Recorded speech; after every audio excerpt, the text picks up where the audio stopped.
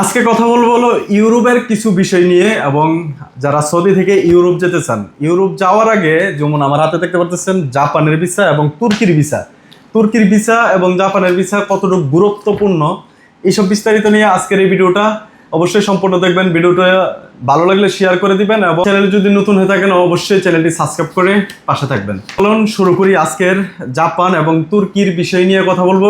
ইউরোপে যেতে গেলে অবশ্যই এই দুইটা কান্ট্রি আপনার থাকতে হবে, তাহলে আপনার 90% শিওর হয়ে যায়, মানে 90% আপনি শিওর হয়ে যেতে পারবেন ইউরোপের ভিসা পাওয়াটা সম্ভব কতটুকু। সো আজকে কথা বলবো হলো জাপান এবং তুর্কির ভিসা পেতে কী কী ডকুমেন্ট লাগে এবং কত রিয়াল খরচ যেতে পারে। সো চলুন শুরু করি। এই যে প্রথম শুরু করি জাপান দিয়ে। এশিয়ার ভিতরে জাপান দিয়ে শুরু করি এবং জাপানের ভিসা পেতে গেলে অবশ্যই আপনার ডকুমেন্ট হতে হবে হলো ব্যাঙ্ক স্টেটমেন্ট লাগবে, স্যালারি পেপার যেটা ব্যাঙ্ক স্টেটমেন্ট লাগবে, ছুটির পেপার লাগবে, এনওসি পেপার লাগবে। এগুলো যদি হয় তাহলে আপনি জাপানের ভিসা করতে পারবেন সহজেই। সো জাপানের ভিসা করলে আপনার সুবিধাটা কি ইউরোপের জন্য? ভাই আপনি যদি জাপান করলে আমার হাতে যেটা দেখতেছেন এটা হলো ই ভিসা। জাপানের স্টিকার ভিসাও নিতে পারবেন সৌদি থেকে আপনারা যদি চান, তাহলে আপনি এম্বাসি ফেস করে তাহলে আপনি স্টিকার ভিসাও নিতে পারেন জাপানের। সো বেশিরভাগই আপনার ই ভিসা সহজে মানে নিয়ে নেয় আর কি, এম্বাসিতে যাওয়া লাগে না বা আপনার এম্বাসি ফেস করা লাগে না। ই ভিসা অনেকেই নিয়ে ঘুরে চলে আসছে জাপান থেকে। বা আর যদি আমি তুর্কির ট্যুরিস্ট ভিসা নিয়ে কথা বলি, তুর্কির ডকুমেন্ট কী কী লাগে এবং কত রিয়াল খরচ যাবে।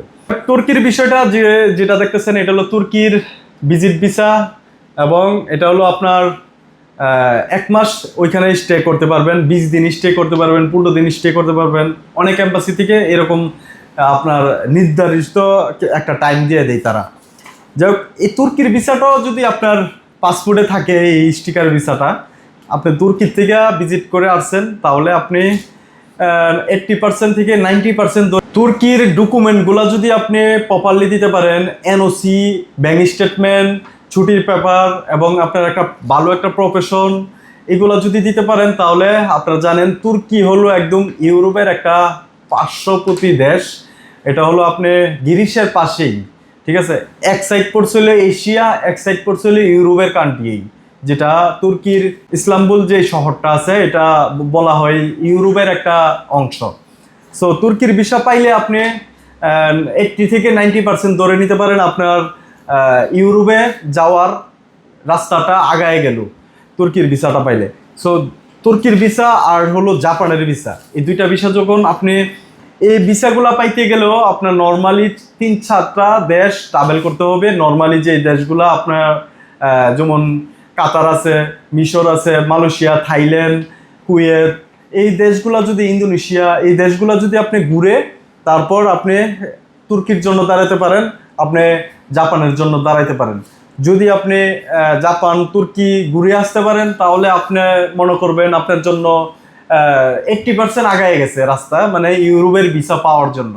সো ইউরোপ যদি পেতে পারেন তাহলে ইউরোপের পরে অনেকেই থাকার জন্য চেষ্টা করে, মানে ট্যুরিস্ট ভিসা নিয়ে গিয়ে ওইখানে ইউরোপে গিয়ে থেকে যাবে, বা অনেকেই চেষ্টা করে তুর্কির ভিসা করে দিতে পারলে তুর্কি থেকে গেম দিয়ে তারা চলে যাবে হলো গ্রিসে।